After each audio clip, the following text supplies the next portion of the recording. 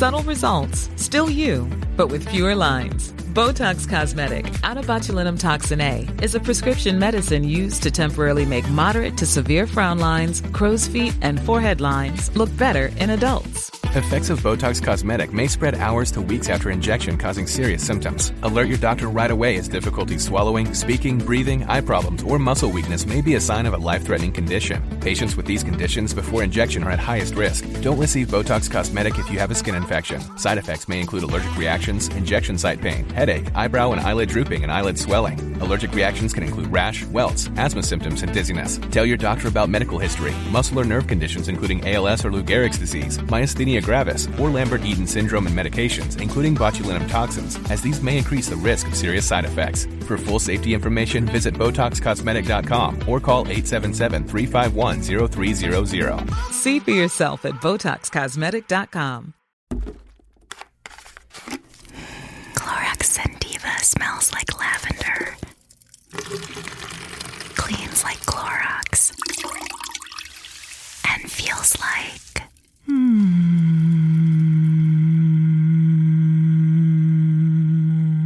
All right, that could go on for a while. Experience the long-lasting freshness of Clorox Sentiva. Available in Clorox Sentiva Lavender Scented Bleach. Use as directed. This is Eric Brotman, the host of Don't Retire, Graduate, the podcast that asks you what you want to be when you grow up so you can graduate into retirement with purpose and with passion. Welcome to our Diary of a Financial Advisor segment, where we interview financial advisors about their professional journeys and their passion for helping others succeed. Today, I'm pleased to be joined by CFP Beth Nori from BFG. Beth's been with us a little over 8 years. She is a CFP practitioner, and she wears a slightly different hat as financial advisor in the firm, in that she does most of the meeting preparation and a lot of the behind-the-scenes stuff. So Beth's not somebody in front of folks as regularly, so she's doing this under total protest. But Beth, welcome to Don't Retire, Graduate. Thanks for having me, Eric. Tell us a little bit about how you got into this industry and why. I actually got into the financial industry a couple years out of college. I was looking for a job. I wanted to do something that interested me. I worked for a bigger financial firm. And then after a few years, I moved. We were in the DC area at the time. So after a few years, I moved back to the Baltimore area, and that's where I found BFG. And that's kind of where I was introduced to the financial planning aspect. And I've really kind of grasped on to that. So, Beth, what was it that drew you to this industry and ultimately specifically to BFG? After a few years after college, I was looking for a job and I wanted to do something that interested me. I found a job at a bigger financial firm in the DC area. After working there for a few years, I moved back to the Baltimore area, and that's where I found BFG and was really introduced to the financial planning aspect.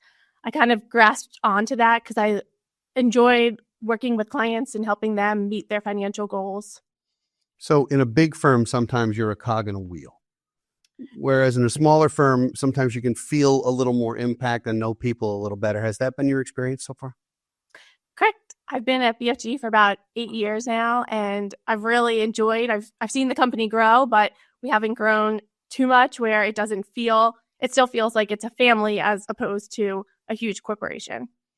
So one of the things that you have done, Beth, and I'm gonna praise you a little bit publicly, but one of the things that you've done is you've tackled a role that some CFPs don't want to tackle, which is doing a lot of the behind the scenes prep work to make sure that all of the T's are crossed and the I's are dotted before a meeting happens, making sure that the portfolio reports and the analysis looks right, making sure that certain advice points or certain milestones or certain other recommendations are prepared so that when advisors then get into the room with clients, they have the relationship with the people and know how to take that technical and quantitative advice and turn it into qualitative, more human advice a little bit. What drew you to that portion of the business? I love working with a bunch of different clients, so it actually allows me to work with more clients behind the scenes, as well as I feel like I'm very detail oriented, so I'm able to look at everyone's plans and figure out kind of what aligns best with them. So one of the things we've done at BFG is we've promoted educational diversity, and we've tried to have people find a lane where they can really be the expert.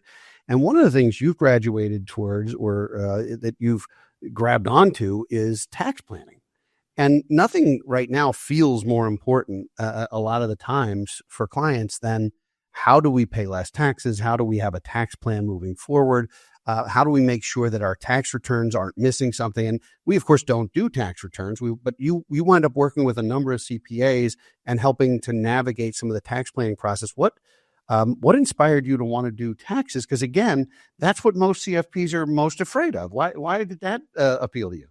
I feel like during the prep, we are reviewing clients' tax returns. And so I was able to kind of look to see if everything's missing or if there's things there. And I've always saw myself going through them. And when we talked about special designations or specialties for people at our office, it kind of just fell into place that maybe I should take on the tax planning portion.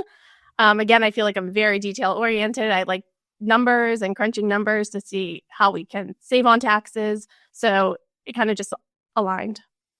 I have found in my 30 plus year career that the happiest you can make a client in a transaction is to save them taxes. Like it just brings so much joy. Very wealthy people, when saving $200 on a tax bill, feel so good about it. It's disproportionately favorable. But that is also a very big technical space. Now, you're not a CPA. Are you thinking about getting more in depth in the tax education, and what does that look like? So I actually started a course this week. So it is 3 different courses. The first is working on taxes with accumulators, so people that are still working and trying to figure out a tax plan for them at that point in time. The second is for tax planning for retirement. And then the third course would be tax planning for the end of life. Very interesting. So that when we have the 500 or 600 or 700 CPAs with whom our clients interact on a regular basis, we'll have somebody internally who has the financial planning background, but also can speak tax, much like we have multiple accredited estate planners in the office, myself included, and we speak lawyer without going to law school. You'll be able to speak tax accountant without doing the CPA. Is that sort of the crux of that? Correct. I hope so.